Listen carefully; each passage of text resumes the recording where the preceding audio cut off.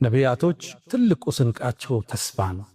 አላህ ዘንድ ያላቸው እውነተኛ ተስፋ አላህ አይጥለንም፣ ይህን ችግር እንሻገረዋለን፣ ፈተናውን እናልፈዋለን ቢለው ስንቃቸው።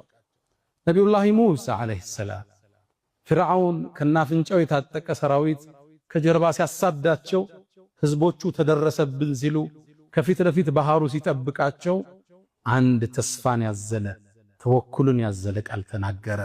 ጌታዬ ከኔ ጋር ነው፣ መውጫውን ይመረኛል አላቸው።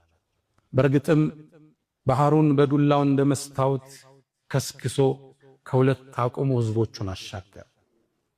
ነቢዩና መሐመድ ዓለይሂ ሰላቱ ወሰላም ሰይዱል ሙርሰሊን መካ ላይ ጥሪውን ይዘው ሲነሱ እንደዚህ ሰው አልነበረም። ቁጥራቸው ትንሽ፣ እነሱንም ቁረይሽ መከራ ታበላቸዋለች። ቢላል እዛ ድንጋይ ይጫናል፣ ከባብ ጀርባው ይቆስላል። ችግር ውስጥ ነው የነበሩት። የተወሰነን ሰሃባ ለማዳን ገና በ44 ዓመታቸው በአራተኛው አመል ቢዕሳ ከተላኩ 4 ዓመት ወደ ቅድስቲቱ ወደ ውዲቱ ምድር ኢትዮጵያ ከፈለዎች ላኩ ሰሃባዎች። በዚህ ችግር ውስጥ ነው እነ ከባብ ኢብኑ አልአረድ ከማ عند البخاري የአላህ መልእክተኛ ችግር ደረሰብን እርዳታ ከአላህ አትጠይቅም ሲሉ ምን ነው ተቻኮላችሁሳ?